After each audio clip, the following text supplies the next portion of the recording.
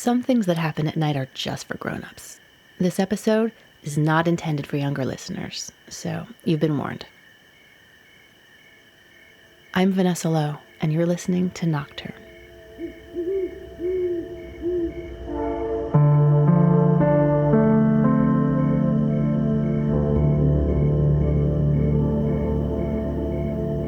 This episode is about a portal.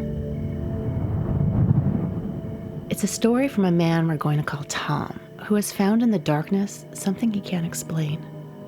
When I told Tom about Nocturne and asked if he had any nighttime stories, he said, "I might have something for you, but it'll be hard to put into words." I'm a photographer and videographer.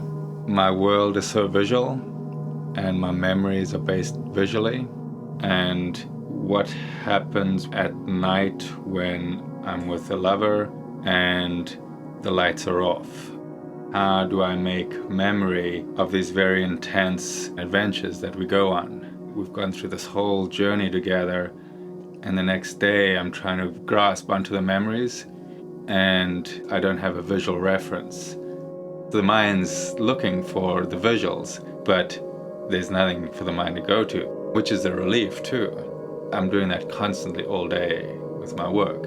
But how do I remember without my eyes? And I've tried to talk about it, try to write about it, but I always come up short. It's all senses, it's all touch, it's all smell. It's hearing, but it's not words. There's normally a thought process that goes on with an experience, but I can't access that place because thought goes out the window in this nocturnal sensual adventure. The whole idea is to lose the mind. It's to abandon to just the sensation of the moment. So if we lose all of that, there's no words, there's no sight. How do I make a memory, and then how do I then access it later? There's a more vivid memory of something that happened at 3 o'clock in the afternoon than at 3 o'clock at night. Tom is in a new relationship. They're in that honeymoon phase where everything about the other person is fascinating and exciting, and you spend as much time as possible exploring all those new details. You know what I mean? It's still that heightened intensity, and we make love a lot because it's just on and it's great. And because of work schedules and kids, much of their time exploring is at night, in the dark. Which, as you heard, creates some unusual challenges for Tom, whose brain is used to interacting with the world visually. Here's the thing. Even though Tom talks about being relieved that his visual mind can rest at night, Tom's brain apparently feels differently. It's found new visuals, and where they come from is a mystery. Because I am so visual, my mind throws out imagery doing the sensual experience, but it's completely unrelated to anything. You know, it's like I feel like I'm sitting on the cutting room floor in an editing booth of someone editing some historical movie. He's looking at you, kid. We robbed banks. Houston, we have You a talking to problem. me? And I get these flashes of something that happened in ancient China, or something that happened in France in the 17th century, or something that happened during the Mayan era in Central America. And then these flashes are just going through my mind as we're making love. But where the hell do they come from? What's the reference? I mean, I'm not a historical movie buff. I feel it kind of coming from a distance, the imagery.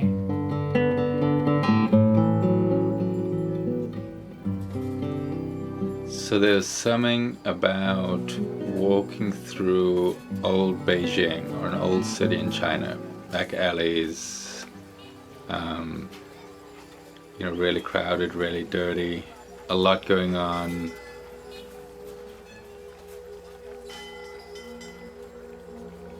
And then there's something about Out in the Chinese countryside, really steep mountains, fog, thick forest, really lush.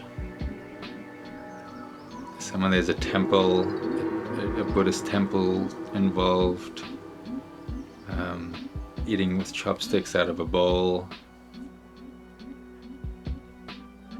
And then, let's see, Mayan, Inca, Central America, I don't know, but in those stone pyramid structures, the sense of the jungle really close, barking dogs, wearing sandals. In kind of 17th century France, Paris maybe, but in a city, horses on the streets, carriages, horses, going through gardens. I mean, it's a sense of the clothes, how different the clothes are, how differently, my body is in these strange clothes. So you're seeing yourself in these pictures? Yeah. Are they pictures or moving images? No, it's video. It's moving images. Yeah. No, it's like time travel, dropping into a portal. It'll be for a few minutes.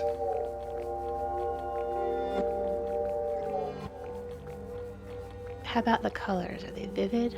No, it's muted. Yeah, it's toned down.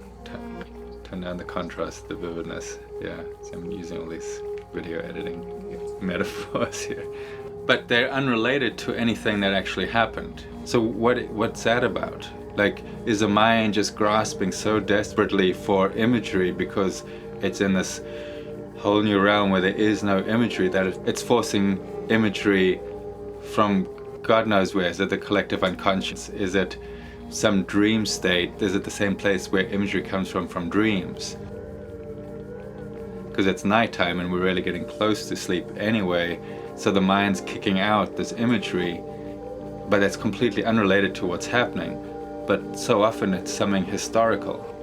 And what the hell, where is this coming from? I have no idea, and I've never heard anyone else talk about this.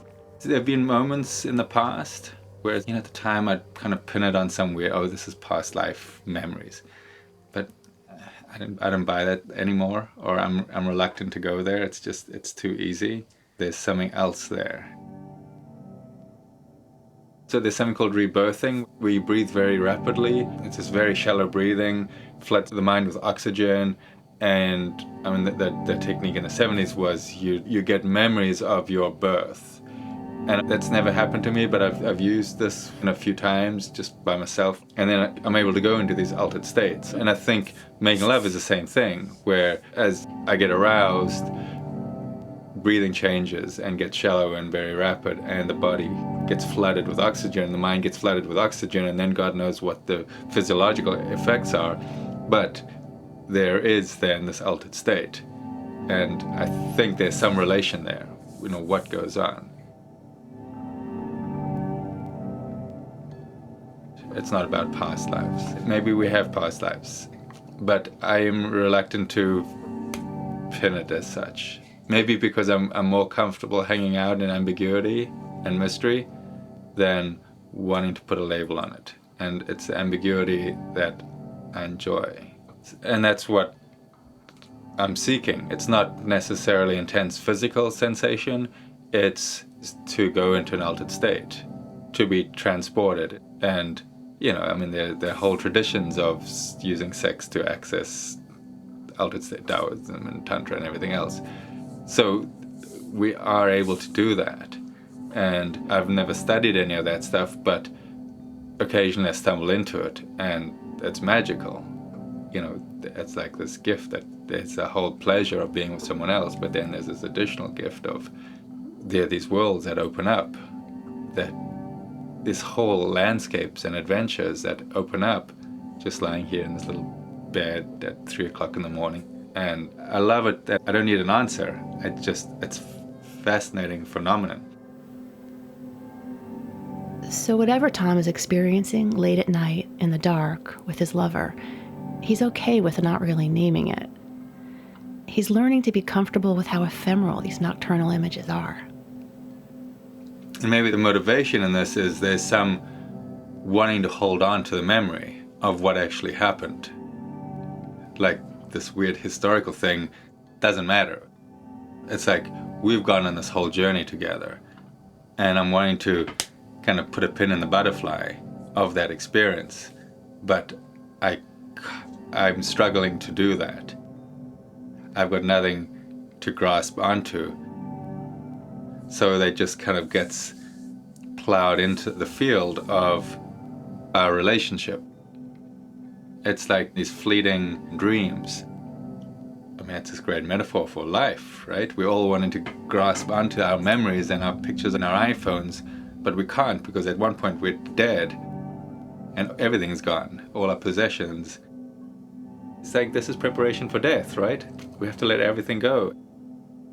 So all I can do is just open to the experience of tonight, this moment, touching, being totally present, not thinking about how am I going to remember this tomorrow, how did this relate to what happened the night before. Just be totally present to this experience now with another person. That's the thing that's important to do.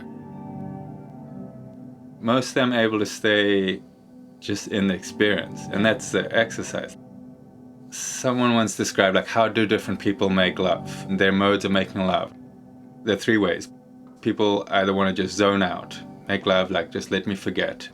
Other people is through fantasy, through role play, through fetish. They want to create a whole story scenario in their minds. And the other way is through people who want to totally connect. It's like I want to be as totally present with you as I can. So it's like these three ways of how people generally make love. And my way is I want to totally connect with who we are together right now.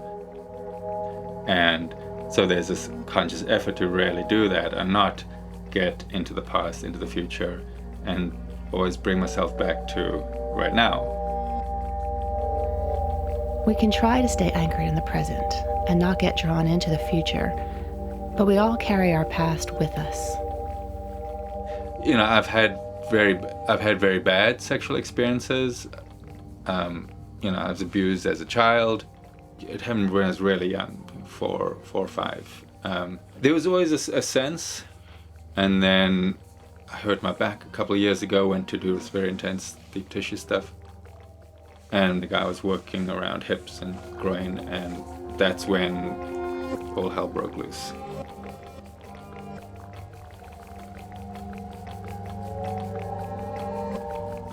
I've had then flashbacks, being with someone as an adult.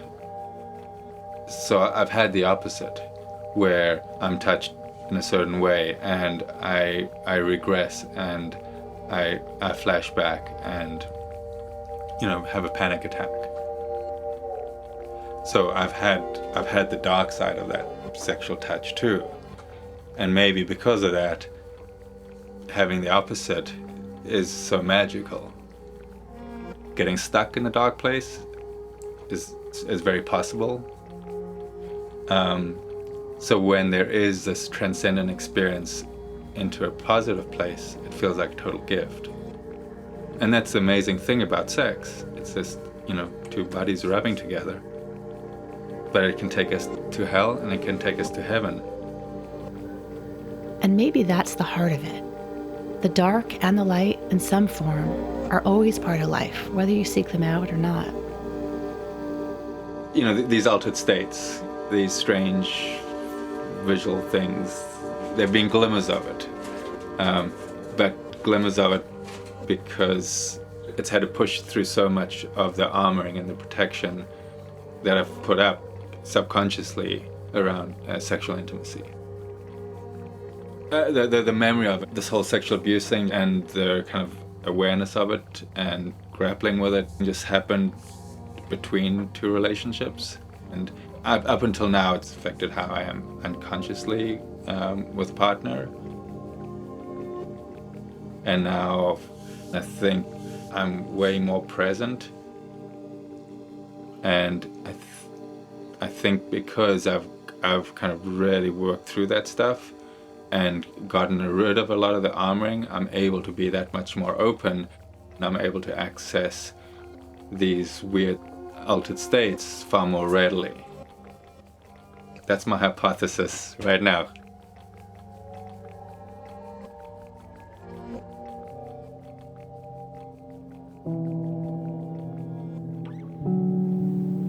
So the darkness can be a shroud, but it can also be a portal into whole other worlds.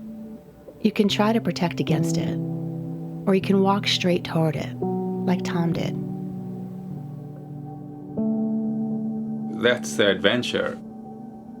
And that was the prayer. I mean, it's been my prayer my whole life. Can I come to a place of wholeness sexually? And there's a sense of it. Yes, there is this possibility, and I was always grappling for it, but I couldn't because I was weighed down by what happened when I was 4 years old.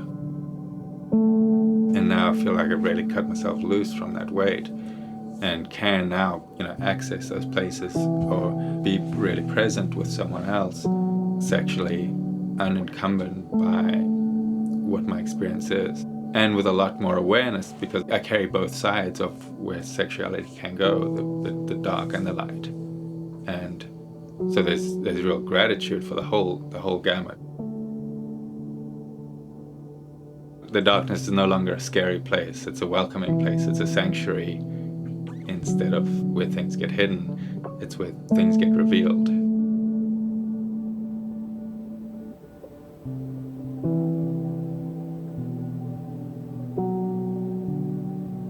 I'm Vanessa Lowe. Nocturne was created by myself and Kent Sparling, who also composed the theme music. You can find more information, including about the music in this episode, at nocturnepodcast.org. You can listen and subscribe to this podcast on iTunes, and while you're there, we'd love it if you would write a review. Finally, if you have a night story you'd like to share, please email us at hello@nocturnepodcast.org.